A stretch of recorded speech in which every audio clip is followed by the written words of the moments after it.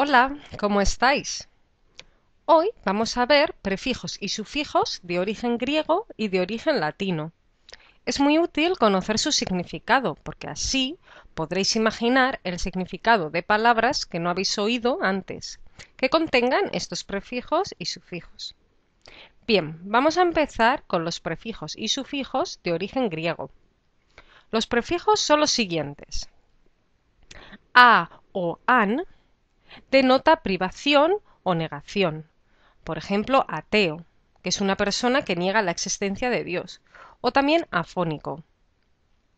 El prefijo bio significa vida. Por ejemplo, biología, biografía. El prefijo demo significa pueblo. Por ejemplo, demografía o demosofía.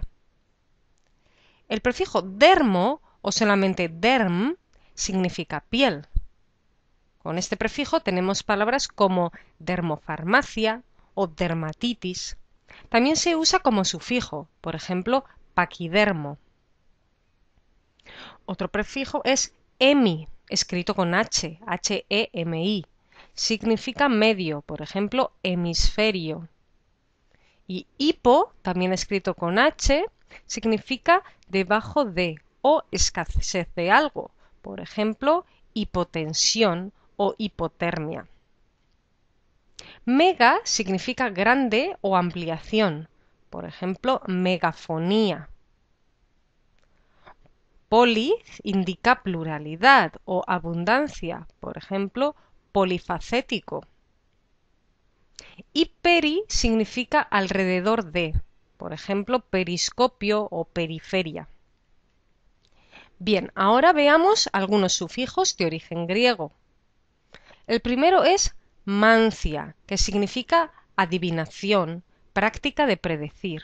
Por ejemplo, ornitomancia o cartomancia.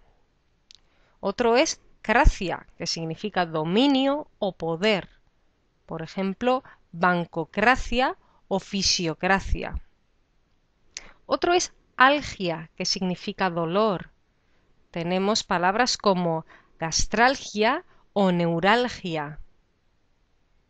Gamia aporta el significado de unión, por ejemplo, endogamia o poligamia. Y otro es itis, que significa inflamación, y se usa en palabras como otitis o hepatitis. Bien, pues ahora vamos a ver algunos prefijos y sufijos de origen latino. Empecemos con los prefijos. Ante. Este denota anterioridad en el tiempo o en el espacio. Por ejemplo, anteayer, antecapilla. Circun significa alrededor. Por ejemplo, circundar, circunnavegación. Ante P toma la forma circum con M, por ejemplo, circumpolar. Deci significa una décima parte. Se aplica a nombres de unidades de medida para designar el submúltiplo correspondiente, por ejemplo, decibelio o decilitro. Ex significa fuera o más allá, con relación al espacio o al tiempo, por ejemplo, extender, extraer, exhumar, excéntrico. Infra significa inferior o debajo, por ejemplo, infrahumano o infrascrito. Omni significa todo. Tenemos palabras como omnipotente o omnipresente. Pos significa detrás de o después de. Por ejemplo, posbélico, posponer, postónico. A veces conserva la forma latina post. Por ejemplo, postdorsal, postfijo. Sub significa bajo o debajo de. Por ejemplo, subsuelo. Puede indicar inferioridad, acción secundaria, atenuación, disminución. Por ejemplo, subdelegado o subarrendar. Bien, pues vamos a ver ahora los sufijos. El primero es áceo. Forma adjetivos que significan perteneciente o semejante a. Por ejemplo, grisáceo. Ida forma sustantivos derivados de verbos de la segunda y tercera conjugación, que generalmente significan acción y efecto. Por ejemplo, acogida, partida. Ico aparece en adjetivos, indica relación con la base derivativa, por ejemplo, periodístico o alcohólico. Tomía significa corte o incisión, por ejemplo, laringotomía, citotomía.